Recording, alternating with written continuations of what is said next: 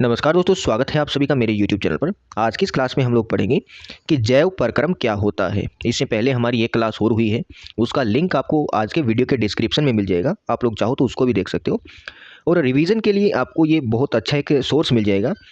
जब आप सर्दियों में अपने रज़ाई में बैठे होते हैं, वहाँ पे आप इस वीडियो को देख लीजिए, आपका पूरा का पूरा चैप्टर रिवाइज हो जाएगा। एक साथ में पूरी की पूरी प्लेलिस्ट आपको एक जगह पे मिल जाएगी। ठीक है, चलिए आज की क्लास शुरू करते हैं। इसमें हम लोग देखेंगे कि जैव परक्रम क्या है। यहाँ से मैं शुरू कर रहा हूँ और बीच बीच में अगर कोई क्वेश्चन बनेगा तो मैं वो आपको बोलूँ तो आप नोट कर लेना। ठीक है, तो चलिए शुरू करते हैं। जीवों का अनुरक्षण कार्य निरंतर होना चाहिए। अनुरक्षण को मैंने आपको पिछली क्लास में बताया था। अनुरक्षण का मतलब होता है मेंटेनेंस। ये मेंटेनेंस लगातार होते रहना बहुत ज़रूरी है। आगे बढ़ते हैं। यह उस समय भी चलता रहता है जब वे कोई विशेष कार्य नहीं करते हैं। जब हम सो रहे हों अथवा कक्षा में बैठे हों, उस समय भी यह अनुरक्षण का काम चलता रहना चाहिए।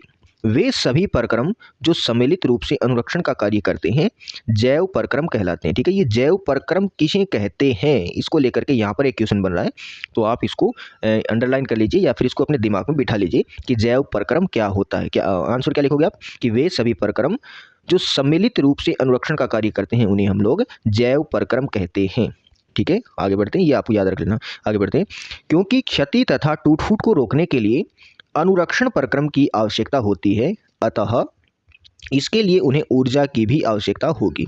यह ऊर्जा एकल जीव के शरीर के बाहर से आती है, इसलिए ऊर्जा के स्रोत का बाहर से जीव के शरीर में स्थानांतरण के लिए कोई परक्रम होना चाहिए, कोई प्रोसेस होनी चाहिए। इस ऊर्जा के स्रोत को हम भोजन कहते हैं। ठीक है, ये आपको याद रखना है कि भोजन किसे कहते हैं। आपको क्या याद रखना है, भोजन किसे कहते हैं। और भोजन के साथ में हमें यह भी याद रखना है कि तथा शरीर के अंदर लेने के परक्रम को पोषण कहते हैं।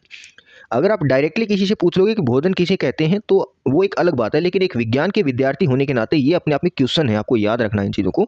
और ये शायद क्वेश्चन एग्जाम में ना भी आए तो भी आपको इसको याद रखना है कि भोजन किसे कहते हैं और पोषण किसे कहते हैं। वह ऊर्जा का स्रोत जो जीव के शरीर के बाहर उपस्थित है उसको हम भोजन कहेंगे, और उस स्रोत को शरीर में लेना उसको हम लोग पोषण कहते हैं। ठीक है, ये बात आपको याद रखनी है, भोजन क्या है और पोषण क्या है, इन दोनों चीज़ों को आपको ध्यान में रखना है। आगे बढ़ते हैं। यहाँ से देखिए, यदि जीव में शारीरिक वृद्धि होती है तो इसके लिए उसे बाहर से अतिरिक्त कच्ची सामग्री की आवश्यकता होगी, क्योंकि पृथ्वी पर जीवन कार्बन आधारित अणुओं पर निर्भर है। हमने जब कार्बन वाला चैप्टर पढ़ा था उसमें हमने देखा था कि जितने भी जीव हैं इस दुनिया में सारे किससे बने होते हैं, कार्बनिक यौगिकों के वो बने होते हैं। तो हमारा शरीर भी कार्बनिक कंपाउंड से ही बना हुआ होता है। तो बाहर से कच्ची सामग्री की आवश्यकता क्यों होती है, क्योंकि पृथ्वी पर जितना भी जीवन है वो कार्बनिक आधारित अणुओं पर निर्भर करता है। अतः अधिकांश खाद्य पदार्थ भी कार्बन आधारित होते हैं, और वो हमें कहाँ से मिल रहे हैं डायरेक्टली, या तो जीवों से या फिर पेड़ पौधों से मिल रहे हैं, या तो जंतुओं से मिले या फिर वनस्पति से हमें वो मिल रहे हैं, लेकिन वो है कार्बन पर ही आधारित हैं। ठीक है, आगे बढ़ते हैं। इन कार्बन स्रोतों की जटिलता के अनुसार विविध जीव विभिन्न प्रकार के पोषण परक्रम को प्रयुक्त करते हैं। ठीक है, अलग अलग जीव की जो पोषण विधि है वो अलग अलग प्रकार की होती है। ठीक है, अगर कोई आपसे पूछ ले कि हम जो भोजन ग्रहण करते हैं वो सारा का सारा कार्बनिक यौगिकों का बना होता है, ठीक है, तो आप बोलोगे सत्य या असत्य, तो आप कहोगे कि जी सत्य, क्योंकि अधिकतर वो कार्बन से ही बना होता है, लेकिन कुछ मात्रा में उसमें अकार्बनिक अणु भी होते हैं, लेकिन वो यौगिकों के रूप में ही होगा, उसमें कार्बन शामिल होता है उस यौगिक के अंदर। ठीक है, आगे बढ़ते हैं। चूंकि पर्यावरण किसी एक जीव के नियंत्रण में नहीं है, अतः ऊर्जा के ये बाह्य स्रोत विविध प्रकार के हो सकते हैं।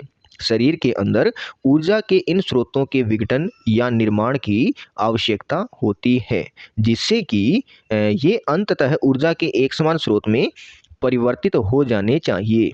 यह विभिन्न आणविक गतियों के लिए एवं विभिन्न जीव शरीर के अनुरक्षण तथा शरीर की वृद्धि के लिए आवश्यक अणुओं का निर्माण करते हैं। ठीक है, आवश्यक अणुओं का निर्माण करते हैं, उसमें उनका यूज होता है, उपयोग होता है। ठीक, इसके लिए शरीर के अंदर रासायनिक क्रियाओं की एक श्रृंखला की आवश्यकता होती है। मतलब एक रासायनिक अभिक्रिया नहीं होती है, शरीर के अंदर बहुत सारी केमिकल रिएक्शंस होती है, उनकी एक श्रृंखला की हमें आवश्यकता होती है, बहुत सारी केमिकल रिएक्शन होती है।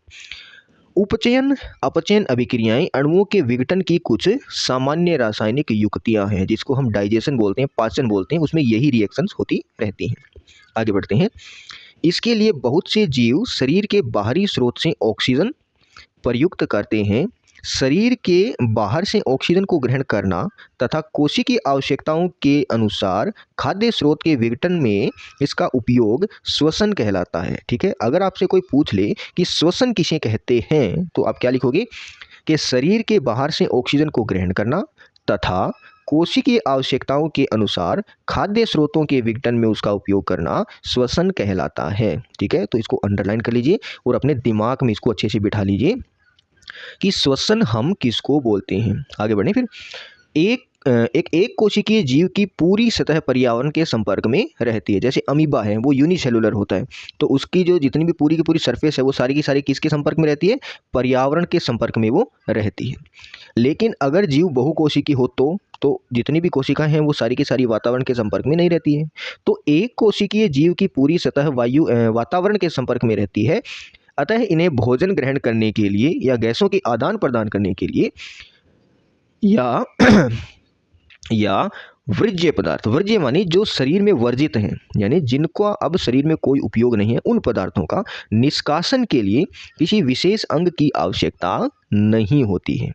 लेकिन जब जीव के शरीर का आकार बढ़ता है, यानी जो बड़े जीव होते हैं तथा शारीरिक अभिकल्प अधिक जटिल होते हैं, तब क्या होता है?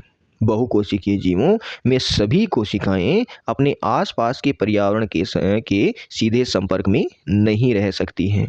अतः साधारण विसरण सभी कोशिकाओं की आवश्यकता की पूर्ति नहीं कर सकता है। ठीक है, इस पे क्वेश्चन बन रहा है।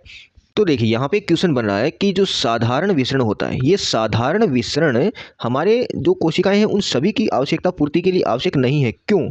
ठीक है, तो आप कहोगे कि जो छोटे जीव होते हैं वो तो साधारण विसरण से, यानी ये कोशिका हो गई और ये उसके बाहर का वातावरण हो गया, तो यहाँ से गैसों का आदान प्रदान या फिर जो वेस्ट है उसको निकालने के लिए डायरेक्ट इसमें आदान प्रदान कर लेंगे साधारण विसरण से।